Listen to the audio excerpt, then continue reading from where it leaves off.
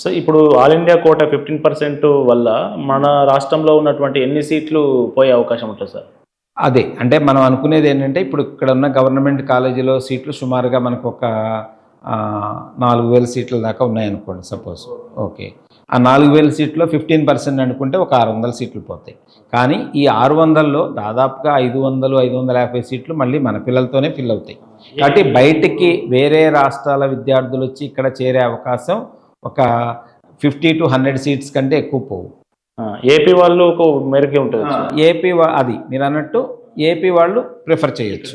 ఇక్కడ చేయొచ్చు. ఈ ఆల్ ఇండియా కోటాలో ఈ మన గవర్నమెంటు కాలేజీలో ముఖ్యంగా ఉస్మానియా, ఈ గాంధీ ఇలాంటి వాటిలో ఆ 15% కోటాలో ఏపీలో ఉన్న మెరిట్ స్టూడెంట్స్ ఇక్కడ చేరడానికి అవకాశం ఉంటుంది. బయట రాష్ట్రాల నుంచి అయితే తక్కువ ఛాన్స్.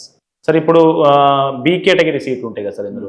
ఇప్పుడు వాళ్ళు వాళ్ళకి ర్యాంక్ ఎంత వస్తే వచ్చే అవకాశం ఉంది? ఏది చూజ్ చేసుకుంటే బాగుంటుంది? అంటే ఇప్పుడు మనకి బి కేటగిరీని కూడా మన మెరిట్ ప్రకారమే ఫిల్ చేస్తారు. అంటే గవర్నమెంట్ ప్లస్ ప్రైవేట్ ఏ కేటగిరీ అనేవి కన్వీనర్ కోటా కిందకు వస్తాయి మనకి. అవన్నీ ఫ్రీ సీట్లు అంటాం. అంటే తక్కువ ఫీజుతో ఉంటాయి. ఇప్పుడు బి కేటగిరీ అనేది ఫీజు ఎక్కువ ఉంటుంది. సుమారుగా 11-12 లక్షల ఫీజు ఉంది ఏ ప్రైవేట్ మెడికల్ కాలేజీలో తీసుకున్నా. అంటే ప్రైవేట్ మెడికల్ కాలేజీలో ఉన్న 50% సీట్లు ఏ కేటగిరీ కిందకి వెళ్తాయి. 35% సీట్స్ బి కేటగిరీ కిందకు వస్తాయి. 15% సి కేటగిరీకి వస్తాయి. అంటే మన ఎన్ఆర్ఐ కోటా అంటే మేనేజ్మెంట్ కోటా కిందకు వస్తాయి. సో ఈ 35% బి కేటగిరీ ఏదైతే ఉందో అది కూడా మనకి ఆర్డర్ ఆఫ్ మెరిట్లో వస్తాయి. అంటే ఇప్పుడు మనం జనరల్ కేటగిరీలో ఒక 425 కట్ ఆఫ్ అన్నాం అనుకోండి. సో ఆ 425 కింద వచ్చిన వాళ్ళందరూ ఈ బి కేటగిరీలో చేరతారు.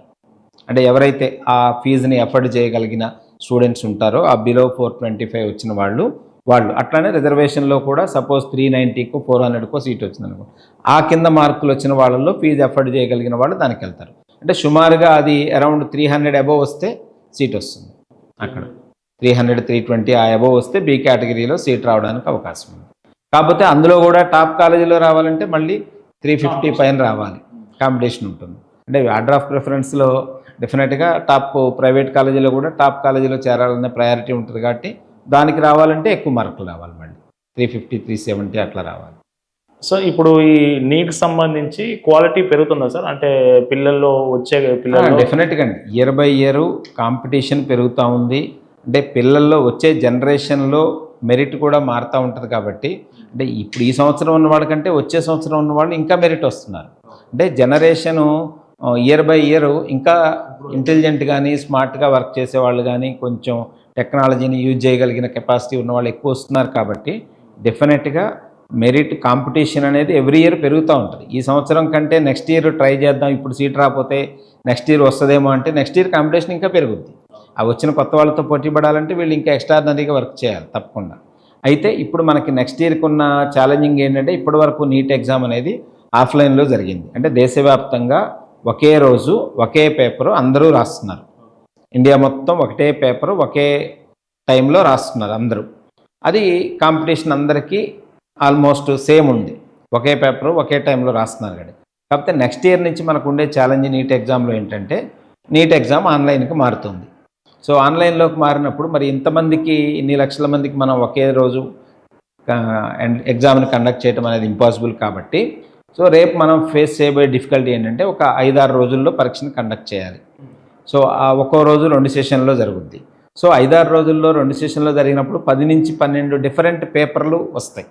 అంటే ఒక్కొక్క స్టూడెంటు ఒక్కో పేపర్ రాస్తారు. అంటే మొత్తం ఒక 25 లక్షలు అనుకోండి, దాన్ని ఒక 10 సెషన్స్గా డివైడ్ చేస్తే ఒక్కో సెషన్లో ఒక 2 నుంచి 2.5 లక్షల మంది రాస్తారు. ఏ స్టూడెంట్ రాసింది ఇంకో స్టూడెంట్ రాయలేదు. ఈ 2.5 లక్షల మందికి ఒక పేపర్ వస్తుంది, కానీ నెక్స్ట్ 2.5 లక్షల మందికి వేరే పేపర్ వస్తుంది.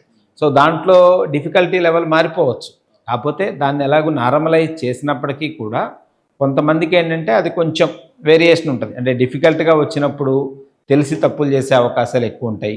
ఈజీగా వచ్చినప్పుడు సిల్లీ మిస్టేక్ చేసే అవకాశం ఉంటాయి. కాబట్టి కొంచెం ప్రయారిటీ మారుతుంది. దానికి తగ్గట్టుగా స్టూడెంట్స్ ప్రిపరేషను ప్రాక్టీసు మార్చుకోవాలి. అంటే ఇంతకుముందు వరకు ఆఫ్లైన్లో ఉంటే ఎలా అనుకున్నారో దానికంటే కొంచెం భిన్నంగా ఆన్లైన్కి ప్రిపేర్ అవ్వాలి. ఎందుకంటే ఇప్పుడు సెకండ్ ఇయర్ ఉన్న వాళ్ళకి, ఫస్ట్ ఇయర్లో ఉన్న వాళ్ళకైతే 2 years టైం ఉంది. అంటే నెక్స్ట్ రాబోయే నీట్ ఆన్లైన్ ఎగ్జామ్ కోసం తయారవడానికి 2 సంవత్సరాల టైం ఉంది. కానీ ఇప్పుడు సెకండ్ ఇయర్లో ఉన్న వాళ్ళకి టైం ఎక్కువ లేదు, లెస్ దాన్ 1 year. అంటే ఆల్మోస్ట్ మనకి ఒక 9 to 10 months లోపు వాళ్ళు రాయాలి నీట్ ఎగ్జామ్.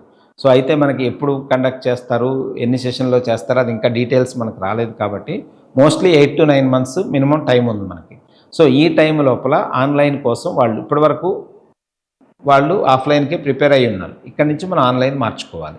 కాబట్టి డెఫినెట్గా ఈ ఇయర్ స్టూడెంట్స్కి కొంచెం ఇది ఆఫ్లైన్ ఎగ్జామ్ నుంచి ఆన్లైన్కి మారి కొత్త పద్ధతిలో డిఫరెంట్ పేపర్స్ ఎక్స్పోజ్ అవ్వాలి. కాబట్టి ఒక ఫస్ట్ ఎగ్జామ్ అయితే కానీ మనకి అసలు దాని ఎఫెక్ట్ ఎలా ఉంది, దాని ఇంపాక్ట్ ఎలా ఉంది, రిజల్ట్స్ ఎలా ఉంది, దాంట్లో చేంజ్ ఎలా ఉంది, మెరిట్లో వేరియేషన్ ఎలా ఉంది అనేది మనకు అప్పుడు క్లారిటీగా తెలుస్తుంది.